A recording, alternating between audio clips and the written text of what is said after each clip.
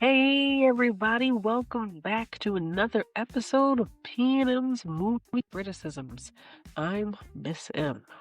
And I'm Miss P. Welcome back to another episode. We're so excited to have you. If you're new, thank you for coming and joining us. And if you're not, hey family, welcome back. So, we are going to review weapons. Yeah. But first, Miss P, you know what time it is. The time is currently 11:21 p.m. in the year of our Lord 2025. Yeah. Yeah, but what time is it? September the 8th. Girl, if you don't give me the opening, you know what I mean. Chmona. We don't need to hype you better, hype you better. We don't need to hype you better, hype yourself up. We don't need no hype you better, hype yourself up. We don't need no hype you better, hype yourself up. We don't need no hype you better, hype yourself up. It's the P&M.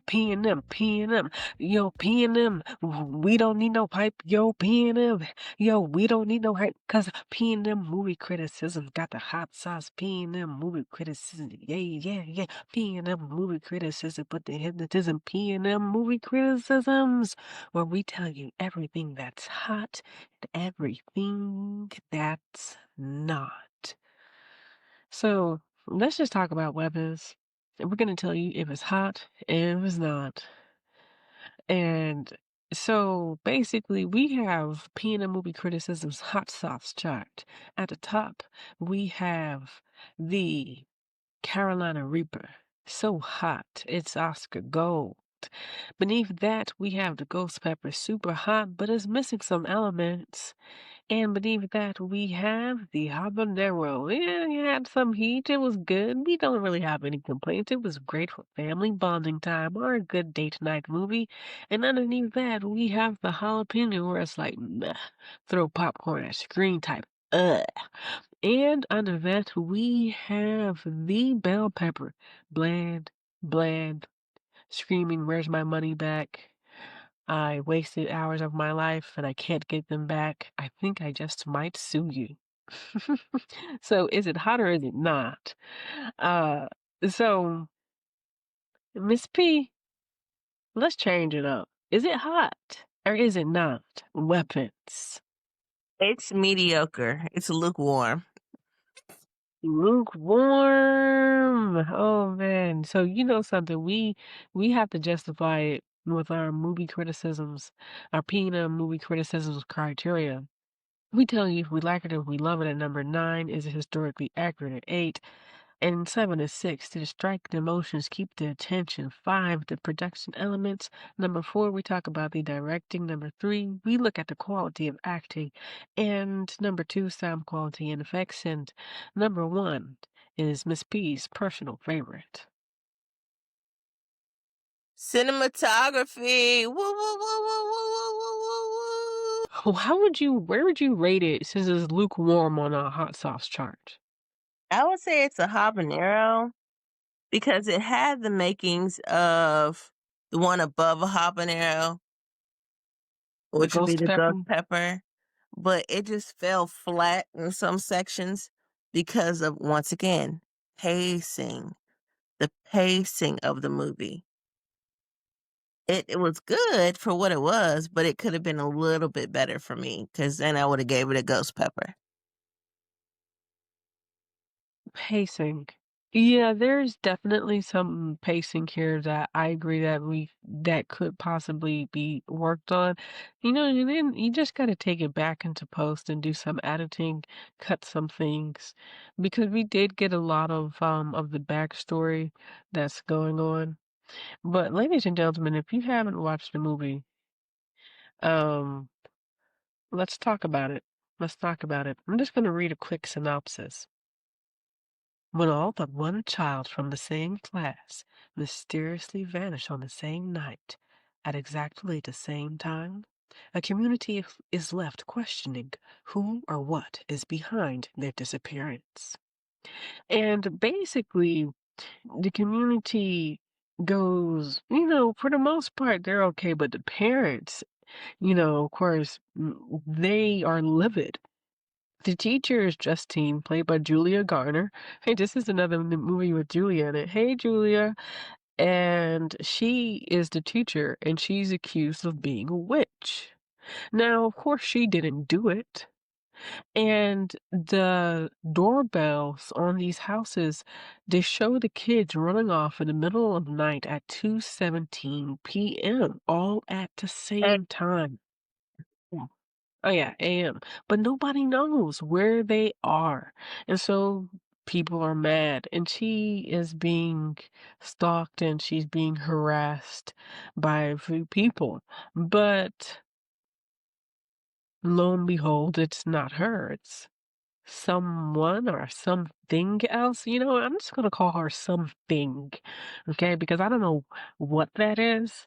a witch. Well, witch of sorts, but A I'm witch. still tempted to say something. A Okay. witch. A witch. But the way she looked though, right? Oh gosh. Oh, but anyways, but anyways, let's continue. So I'm just gonna say, yeah, it's definitely, is it hot? No. But it's quirky. It's that weird type of quirky that's like, what the beep am I watching type? It's got that weird factor that keeps you pulled into it, you know? Did you find that? Well, what I found was this. It was just weird. It wasn't even like it was something like it was weird because I feel like it was kind of telling a I feel like it was kind of telling like a weird version of like Hansel and Gretel, if you really think about it. It was like a weird version of Hansel and Gretel because they were just talking about some, oh yeah, they all ran away. Because you have to remember, in the beginning, it starts off with a child narrator. So anytime children get involved, people are more willing to listen, I guess, or think about it, think about what they're saying or doing. And so it was just one of those weird things where you're watching and you're just like, what the heck is going on? Then you start to figure it out and you're like, oh yeah, oh no, this isn't what we're doing here. Um, it was a very awkward and weird film for me. It was very much so riddled on trauma. Trauma. It was all about trauma. Once again, kind of like Straw, just not as bad. Okay. For me, what I see in this film, um, what I see in Weapons is not so much just even the trauma, but what they're showcasing in like human nature, like the principles of family, which is how this family actually gets caught up in it. I don't want to give too many of the details, but it's really what they do. It's like they take the witch, she takes advantage of her family's kindness, and then she completely maxes it out. And spoiler alert, zombifies them, right? Like Okay. literally. And it's one of those things that's like, okay, so this movie is rated like rated R, so no little kids watching this. Plus, they would have nightmares and they would probably sleep in your bed for like ever because it's very directly targeting children, and no children want to deal with anything like that. You know what I'm saying? So it's definitely one of those, and I agree. It's really, really weird, and it's just really different, but it managed to keep my attention because it's just so quirky. What about you? It wasn't even quirky for me. It was just how do you handle grief or the loss of a child? Because everybody didn't handle it the same way. Some people went on like, we'll find them. We'll keep looking. And some people were just like, I can't. Blah, blah, blah." Like it was just grief.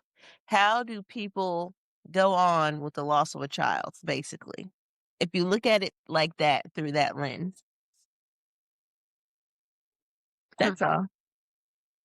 I do see it in another way. You see these different characters and you get their different storylines. If you ever read a Stephen King book, sometimes within a chapter there's the divisions and there's different characters and their points of views and everything. It's showing the story from different character points of views and you get to see what their characters are like for a lot of these characters.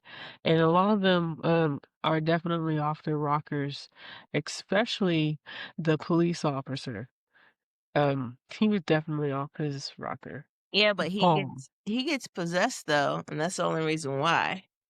No, he was off his rocker before he was possessed, Well, I especially mean, with but he got even more like that took him over the edge though. yeah, Like he he was was crazy before, Yeah, but in that my took him opinion. over the whole edge. Like it was like a "Uh?" And that was possession is one thing, but that doesn't really count towards a person's character because it's possession. It's not that person, right? But if we're talking about Paul as in who he is, he's a really effed up person. You know, the way he cheats on his wife, he's not a nice guy. Okay, the way he unplugs the camera as a police officer because he's about to do some beep beep beep. He's not a nice guy. This guy is a creep. Yeah, And but anyways, and he cheats on his wife. And you know what? Just watch the movie. Just watch the movie. But let's continue. Um, so anyways, let's talk about production elements of this film. So this movie also it had a very modest budget of $38 million. What do you think about that, Miss P? um, it's a little bit lower than The Blackening. Yeah, yeah, very modest budget. However, domestically so far has made 142,901,408 and internationally it's made $108,300,000 for a total of $251,201,408. So it's made well over its budget. People are into horror mysteries. I did expect more of the film, I'm not gonna lie. I did expect more from it because of the hype. Mm, but it's not a bad movie. I mean, I think it's a solid habanero. Mhm. That's about it. I don't know. But directing, what did you think about the directing? I thought the directing was pretty good. Mr. Zach Kreger. Hey, what's up, Zach? Okay, what did you like about the directing? Like the fact that all the kids at the end were like, "You know what you did to me? We're gonna tear you apart." The end. That was my favorite part of the movie. Uh, that directing like that, letting kids run amok, loved it. Best That was part a of the really movie. good scene. Huh? That was a really good scene. Mhm. Like, he It had was. there was a lot of good scenes in it. It was just pacing. I don't know if it's just me and I'm getting a little bit older, but I don't know what it is about the pacing. Like, all these new directors do stuff where it's either really exaggerated and really, really, really, really, really, really horrible with pacing, or everything's so fast that you can't grasp what they're trying to do or say. 'Cause it's just Mm. like boop, boop, boop, boop, boop, boop, boop, instead of just having a regular pace to everything. I think it's like what you said, new directors, and then some of them not so new, but like Pacing is one of those things. Directors, not everybody can be a Steven Spielberg or want to and get their pacing and timing down right to a T. And for some people, it takes a little bit of practice. But it's not um, even for that. It's just I would say the last 3 or 4 movies that we've watched, there has been pacing issues in all of them. it's summer 2025. No, no, no. It's just craptacular work. Like there's good elements in everything, right, that we've watched so far, but the last 4 films, think about it. Jurassic World, Megan, Superman, The Fantastic Four, um, Weapons, and what was the one we did before? Oh, Conjuring the Last Rites, The Conjuring. Horrible. Pacing, horrible. Like, come fight me in the comments if you want to, but the pacing, Oh, horrible. oh, just let it be known. Let it be known. I do provide backup. Just- Come meet us in the comments. Just kidding. I mean, if you have something legit that you want to say, yeah, but we're joking, right? Because I know some people, they would take this so seriously. Anyway, let's talk about the quality of acting. The acting, I like the acting, especially a little actor, Carrie Christopher. He plays Alex. Hey, Carrie. So he plays Alex, and he is the key. The witch, she really underestimates him. Just really, really underestimates him. And I really did not expect him to do what he did. What about you, Miss P? See, that was the twist. That was the twist. That was the twist right there. I was not expecting it. It threw me all the way off. I was like, "Yeah, yeah!" I was yelling at the like, "Yes, do that, do that." Other That's kids, right. join me, join me as we do this together. Yeah. Yeah, because she ruined the lives of so many people, like so many people. And you just don't steal people's children like that. I mean, like, that's insane. You're like, what do you but one of the things that this movie does not cover, and this is what I want to know. Her intent, Yes. What did she want those children for? Is it because she looked more like a kind of like a thing, only slightly human-like? That's what I want to know. I want to know the intent. I am so curious about the intent.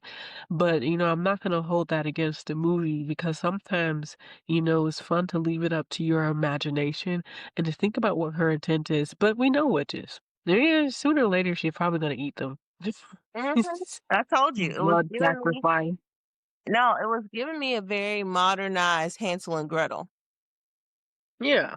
So at the end of the day, because we know the lore of witches, we don't really need to know. But I'm still curious. Maybe she wanted to be young again. I don't even know. But these are all the things that witches want to do, right? To become more powerful, become young again, become young and powerful again. But it's he leaves it up to our imaginations, which is I like that. I don't want sometimes I just want clarity. I want that breath at the end of the day, like, I don't wanna be left with no clarity. I hate movies like that. Give me my clarity so I can have peace. Like, without peace, I my imagination could have went so many different ways. She was trying to Hansel and Gretel them. I think so. What about sound quality and effects? Now the sound quality was really good, actually. The louds were louds. The effects were really good. Not too much CGI. So I already you got me right there because there was not a lot of CGI in it. And if there was, I couldn't tell, and I like movies like that. Yeah. Yeah, So the we don't need to know practical there's effects CGI. were affecting, and it made me happy. Yay! That's cool. I think that's great. Yeah, the sound quality and effects are great, and the cinematography, you know, it's spot on. What do you think about the cinematography, Miss P? The shots were wonderful, especially at nighttime. It wasn't so dark that you couldn't see, and it built up the suspense. Like when they were all took out of their room and they were running, it just built up that suspense. Like, where are they going? Why are they doing this? Like, was this something that they all planned together? It built up that Definitely. suspense. So that's what I like. Definitely, I agree. I couldn't agree with you more. And it's that second half of the movie that's like really exciting, isn't it? Yes. Like, for me, the movie really starts when the principal is running towards the teacher, when he's running towards Justine. Like, is this a good movie? Yeah, it's a good movie, and you should totally check it out. Um, so yeah, like I said, solid habanero. You know what that's good for? Date nights. Not family movie night because it's R-rated. But like, And you don't want to scar your children. for real, this will mess your children up. Do not, we repeat, do not let your children anywhere near this. Maybe, what is R-rated is what, 17 and up? Yeah. Yeah, you don't, okay? Don't. Eh, so check it out. It's a good movie. Do you have anything else to say, Miss P? Once again, come and fight us in the comments if you would like to have something to say. I said what I said. The pacing, come at me, bro. Pacing's horrible. But Be like, anyway, I good see. movie. Solid, very solid movie. Not gonna even disagree. It was great. Miss M was great on her delivery of how everything was. All I'm gonna say is, once again, you can come at us in the comments if you'd like to say something. Come meet me, come meet us. But seriously, all in fun. And then, educated discussions type stuff, okay? Really, truly. Hey everybody, it was fun. Hey, and don't forget to tell us any movies that you want us to review, or if you want to know any particular opinion or something that we have, something that you've seen in any movie, hit us up. You know where to find us online. Anyways, hey, I'm Miss M, and I'm about this piece. And I Miss P. Bye. See y'all later.